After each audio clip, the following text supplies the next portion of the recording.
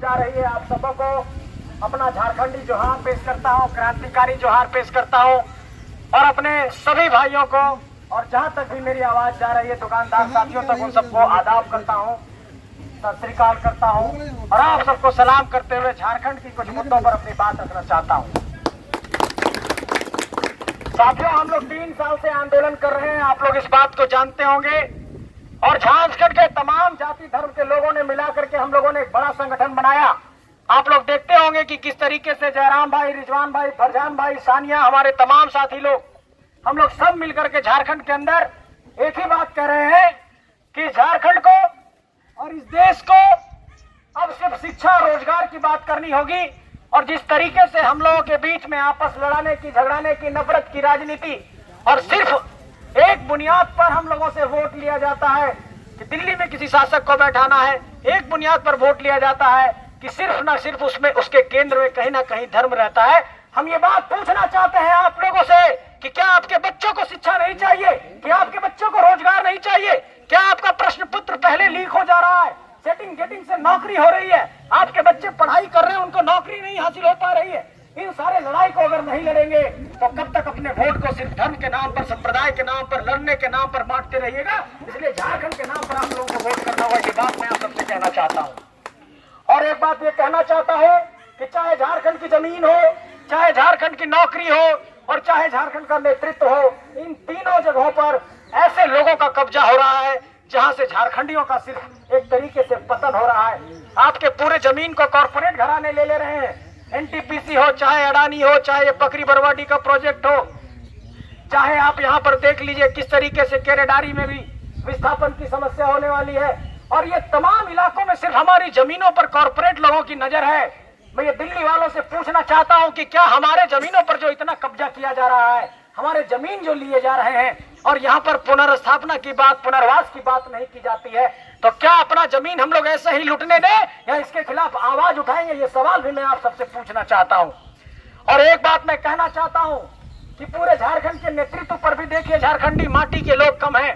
संसदीय इलाके में भी आप देखिएगा, हजारीबाग में भी आप देखिए, मैं सब जगह ये बात बताता हूँ कि हजारीबाग में बक्सर से आकर के एक सांसद बने, आप देखिए चतरा में बिहार से आकर के सांसद बने, आप देखिए धनबाद में यूपी से आकर के सांसद बने, रांची में आकर के राजस्थान से सांसद बने, पलामू में आकर बिहार से बने, धनबाद में आकर के उत्तर प्रदेश से बने।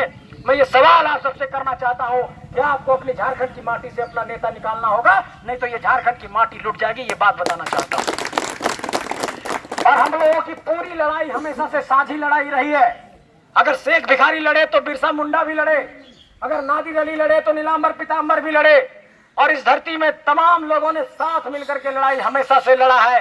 और हमारे पुरखों ने अगर साथ में लड़ाई लड़ी तो वर्तमान की लड़ाई भी साथ में लड़नी होगी, ये बात मैं आप सबसे कहना चाहता हूँ। इसलिए झारखंड की इस लड़ाई को साथ दीजिए। ये झारखंड की माटी को बचाने की लड़ाई है, झारखंड की नौकरी को बचाने की लड़ाई है, झारखंड के जमीन को बचाने की लड़ाई है। और ये मत सोचिएगा कि हम लोग आ गए हैं कोई वोट मांगने के लिए, सांसद विधायक बनने के लिए। वोट बिल्कुल नहीं मांग रहे हैं, लेकिन आपकी चेतना पर यह प्रहार करना चाहते हैं कि किस तरीके से आपके लोगों का झारखंड में दोहन हो रहा है और किन लोगों को वोट करना है, किसको वोट करना है, इस पर हम लोग चिंतन नहीं कर रहे हैं। आज पूरे दक्षिण भारत के राज्य, चाहे केरला हो, तेलंगाना हो, आंध्र प्रदेश हो, कर्नाटक हो, सब अपने अपने स्थानीय हक अधिकार की बात कर रहे हैं। बंगाल भी कहता है कि ये आप देखते होंगे बंगाल के बारे में कि लगातार वहां पर एक नारा आता है कि माय माटी मानुष की बात की जाती है। महाराष्ट्र में मी मराठी की बात आती है और तमाम लोग अपने क्षेत्रवाद की बात करते हैं। तो अगर झारखंडियत की बात कर रहा है, झारखंडी हक अधिकार की बात कर रहा है, तो इस आवाज में आपको साथ देना होगा, यही बात मैं कहने आया हूं। और ये बिल्कुल मत सोचिएगा कि हम लोगों की कोई राजनीतिक महत्वाकांक्षा है। 3 साल के आंदोलन में हम लोगों ने कई FIR खाए और इस FIR में कई जगहों पर हमारे साथियों को फर्जी केस मुकदमे में फंसाया गया। उसके बावजूद भी आज हम लोग सबको मुआवजा दिला रहे हैं। हम लोगों पर यह आरोप लगाया गया कि आप लोग किसी एक जाति वर्ग समुदाय तक सीमित हैं, किसी एक इलाके तक सीमित हैं। लेकिन आज से 4 दिन पहले की बात बता रहा हूँ, रामगढ़ के सिकनी में जब मंजूर की मौत हुई तो 6.5 लाख रुपए मुआवजा जेबी केसेस ने दिलाया। और अभी 2 दिन पहले की बात है जब रामगढ़ में एक मजदूर को करंट लगने से मौत हुई तो वहां पर भी मुआवजा जाकर के 23 लाख जेबी केसेस ने दिलाया। और पूरे झारखंड के अंदर पिछले 3 सालों में 16 करोड़ से ज्यादा मुआवजा कंपनियों से लड़ करके हम लोगों ने दिलाया है। तमाम केस मुकदमा हम लोगों ने खाया है।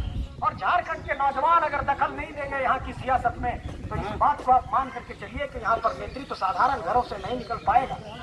मैं देख रहा हूँ कि हमारे यहाँ पर रमजान के महीने में हमारे चाचा लोग भी पहुंचे हुए हैं। आप लोगों से चाचा लोग कहना चाहते हैं कि झारखंड की सियासत में नौजवानों ने जो इनकलाब करके एक नया मुकाम हासिल किया है, इस इनकलाब को आप लोग साथ दीजिए। और आपके लोगों ने भी पूरे खुल करके पूरे झारखंड के अंदर साथ दिया है। और बहुत बड़े पैमाने पर सब एक ही बात कह रहे हैं कि झारखंडी नौजवानों की ये बात जायज है, ये वास्तव में झारखंड के हक अधिकारों की बात कह रहे हैं। इसलिए मैं आप सबसे ये कहना चाहता हूँ कि अगर इस सूबा को बचाना है, इस मुल्क को बचाना है, अगर इस झारखंड को बचाना है, तो इस लड़ाई में आप सबको साथ देना होगा। हमारी लड़ाई पूर्व में भी साझी रही है, तो वर्तमान में भी ये लड़ाई साथ मिलकर के लड़ना होगा। यही बात मैं आप सबसे कहने आया हूँ।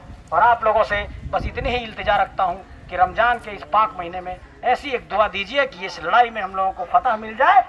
और आप लोगों से आशीर्वाद चाहता हूँ कि इस लड़ाई में जीत मिल जाए और इस पूरे लड़ाई को हम लोग सब मिल करके झारखंड में एक ऐसे मुकाम तक लेकर के जाएं जहां पर सिर्फ झारखंडियत की बात हो, झारखंड की बात हो, झारखंड के नेतृत्व की बात हो, झारखंड के माटी की बात हो, झारखंड के रोजगार की बात हो। यही हमारे मूल मसले हैं। मोटा मोटी बात आपको यही समझना है कि सिर्फ और सिर्फ हम लोग झारखंडियत की बात कर रहे हैं। भले ही चुनावी माहौल है, उसके बावजूद भी डंके की चोट पर झारखंड और झारखंड की माटी से कोई समझौता हम लोग नहीं करना चाहते हैं, क्योंकि ये राज्य पूरे तरीके से ऐसे लोगों के चंगुल में चला गया है जो सिर्फ हमारे कोयला, हमारे संसाधनों का दोहन कर रहे हैं और उनको सिर्फ और सिर्फ हमारे जमीन पर हमारे लोगों को बेदखल कर, विस्थापित कर, उन लोगों के जीवन को हाशिए पर धकेलने की साजिश चली जा रही है। इसलिए हम अपने लोगों को ये चाहते हैं कि उनको एक बेहतर जीवन मिले और जिस तरीके से जमीन लिया जा रहा है उन इलाकों में सही से मुआवजा दिया जाए, और नहीं तो उसके पुनर्वास की नीति बनाई जाए। पूरे झारखंड, पूरे देश में झारखंड एकमात्र ऐसा राज्य है जहां पर पुनर्वास की नीति और जो RNR पॉलिसी की बात करते हैं वो पूरी नीति यहाँ पर कभी पालन नहीं होती है, सिर्फ कागजों पर ये चलता रहता है। इसलिए आइए मिलकर इस लड़ाई को हम लोग आगे बढ़ाते हैं और झारखंड को बचाने की इस लड़ाई में साथ देते हैं। और कई गांवों में जाना है, आप लोगों से फिर मिलने आएंगे, मुलाकात होगी। तब तक के लिए धन्यवाद, शुक्रिया। और आप लोगों से विदा होते हुए इसी उम्मीद के साथ यहाँ से विदा हो रहा हूँ। इस लड़ाई में आप सबका आशीर्वाद मिलेगा, साथ मिलेगा। बहुत बहुत धन्यवाद।